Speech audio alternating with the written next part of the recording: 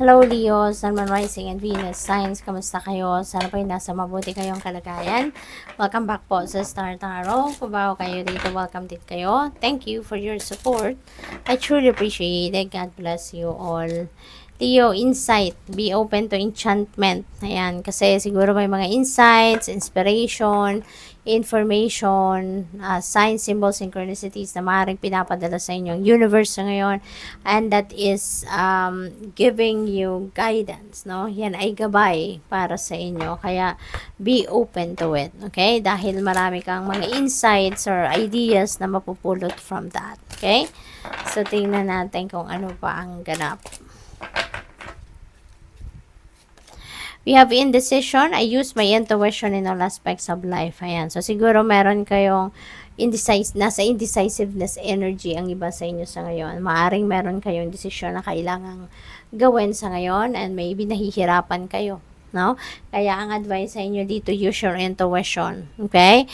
Before you make a decision. No? Kaya siguro kayo may mga insights, information na nare-receive sa ngayon dahil siguro kailangan ninyo ng gabay sa ngayon. So, pay attention to your intuition kasi for sure, no, nandiyan yung sagot sa inyong mga tanong. Nandiyan yung gabay ng Panginoon sa iyo. Okay? So, ano ang inyong situation for the week? Wow, Keeper of Boons, dami ninyong pera sa ngayon, no? Maybe ang iba sa inyo will be very successful na pagdating sa inyong money, career, and finances, no? Booming na negosyo, maraming pera. Yung pera na yan, pwedeng kahit saan ang galing, no? Iba-ibang sources ang, kumbaga, nakuha nyo. Pwedeng maswerte talaga kayo pwedeng nanalo kayo, pwedeng ganon. Pwedeng napag-ipunan nyo na yan all these years. Pwedeng ganon, no? At naipon mo na, ninegosyo mo, kumita, or pwedeng nag-invest ka, you know? So, established ka na, no? Pagdating sa pera. Yan ang maaring sitwasyon ng iba sa inyo sa ngayon. Kaya napakaganda. Focus for the week, the Forest Lord. Ayan. So, focus din nyo sa ngayon is laying a solid foundation in terms of your money, career, and finances. So, napakaganda. Kasi, established na din naman kayo. Marami na kayong pera. 'Di ba? Marami na kayong, siguro, oportunidad dito na pagkukuhanan pa ninyo ng mas marami pang pera. No? Kaya, siguro, ano kayo ngayon? Meron kayong paraan, no? Or gagawin sa ngayon na moves, na diskarte para kayo makapag lay ng solid foundation pagdating sa inyong kaperahang aspeto. So, this is really good for you, no, Leo. Pwede rin ang iba sa inyo rito, baka mapopromote kayo into a leadership role, or baka kayo ay nandiyan na, no? Baka kayo ay isa ng person of authority. Pwede rin ganon. So, tingnan natin. Ano expectation ninyo? Four of Spells. Ayan. So, siguro meron kayong dadaluhan. Kasiyahan, kasalan, engagement party, or kung ano-anong mga party, social gatherings, no? Siguro family reunion, yung ganon. At masaya, no?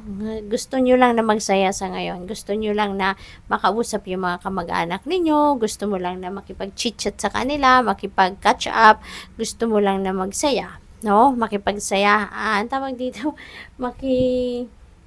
makisaya, yung gano'n, yung mag-attend kayo ng mga okasyon na to, no, nakasama yung mga kaibigan, kasama yung mga kapamilya. So, have fun, no, deserve nyo naman yan, so have fun. So, ano yung advice para sa iyo sa ngayon? Five of Wands, okay, ask for help. Okay? Ask for help. Kung sa tingin ninyo, may kailangan kayo sa ngayon, kailangan ninyo ng tulong, kailangan ninyo ng pera, whatever it is na kailangan ninyo, ask for help. Kasi, always remember, no, na lahat tayo, no, kailangan natin sa buhay natin ang katulong.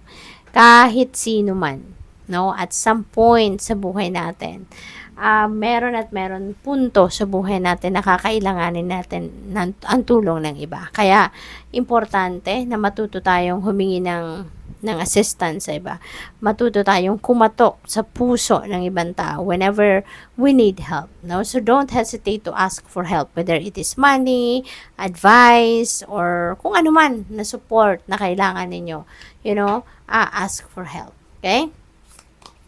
Outcome ninyo sa ngayon, 7 of spells. Ayan. So, siguro, no? Kasi very successful kayo. Masaya kayo, successful kayo.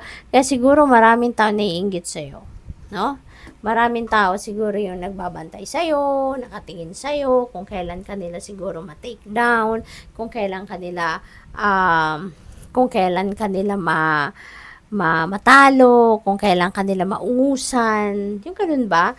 So, it feels like mga taong naiinggit sa'yo. They don't like what is happening sa buhay mo.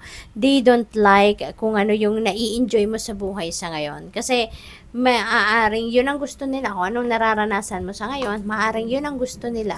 'Di ba? Para sa sarili nila. Pero unfortunately, maaaring hindi ganun ang faith nila, hindi ganun yung sitwasyon nila sa ngayon. Kaya parang ikaw yung kinaiinggitan nila. Ikaw yung binabantayan nila. They want to take you down, no? So, tingnan natin kung anong final message. Hayaan mo na lang ngayon, 'di ba? Pagdasal mo na lang yung sarili mo, magdasal ka for your safety at all times, at saka pagdasal mo na din yung mga taong ito. Kasi they don't know what they are doing. So, final message ninyo, Queen of Cups. Ayan. So, maybe you're going to be dealing with someone, Cancer, Scorpio, Pisces. No? So, maybe you're dealing with this person at this time. Pwede rin na reminder ito para sa inyo since we have insight. So, maybe this is a reminder for you na talagang makinig kayo sa inyong intuition. Kasi you're going to be very highly intuitive and sensitive around this time. And maybe dahil bibigyan talaga kayo ng guidance. Papadalhan kayo ng mga insights, ng information, ng divine guidance, no? Kaya kailangan na mag-tune in kayo sa inyong intuition. Okay? Para magabayan kayo, para magkaroon kayo ng linaw, no, sa inyong isipan. Good luck. Thank you for watching. Love and light. Namaste.